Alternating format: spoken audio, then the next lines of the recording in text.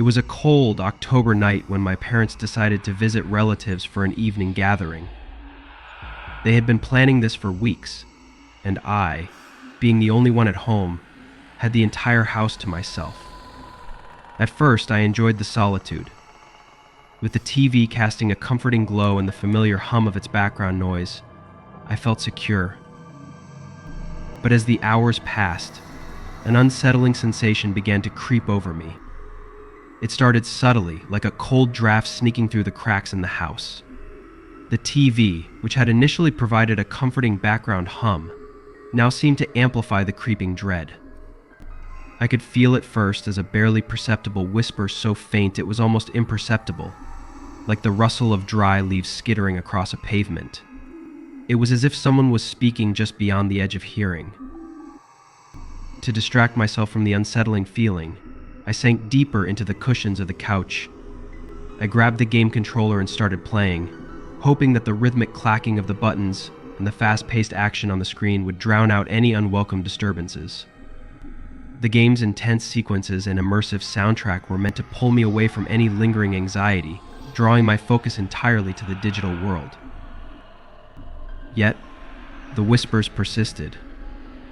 They grew louder, more distinct, forming words I couldn't quite make out. My heart raced and I tried to convince myself it was nothing more than the house settling. But as the whispers intensified, my curiosity turned to unease. I had to investigate. I rose from the couch, my footsteps echoing through the empty house.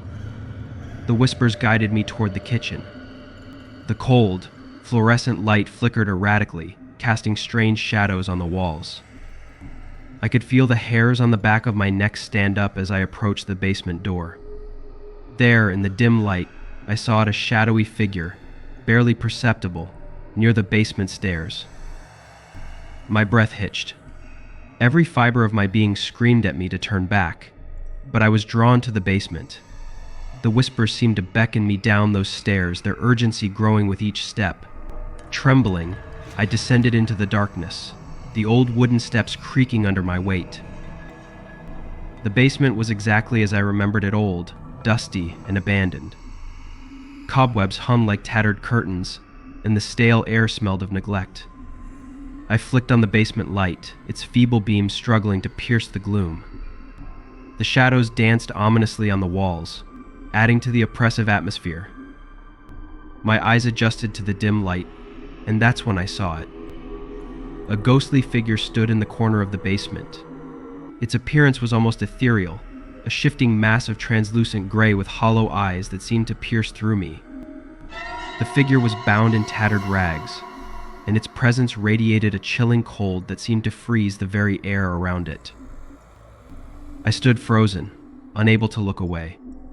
The whispers had turned into a mournful wail, filling the basement with a sound that seemed to come from the very depths of despair.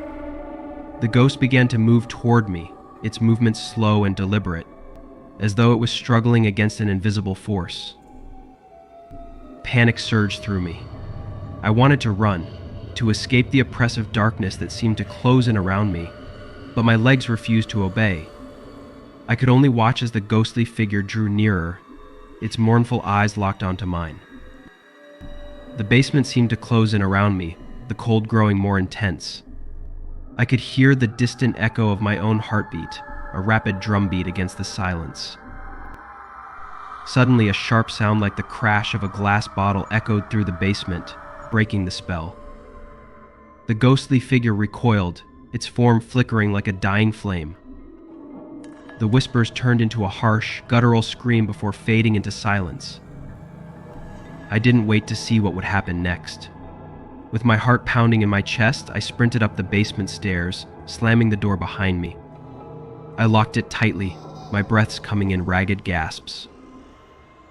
The house was eerily quiet again, the whispers gone, but the cold lingered. I didn't dare go back to the basement that night. My parents returned later, and I tried to act as if nothing had happened. But the memory of those hollow eyes and the mournful wail haunted me. Every night since, I've wondered if the whispers would return, or if the ghost still lingers in the basement, waiting for someone to hear its silent plea. I hope I never find out.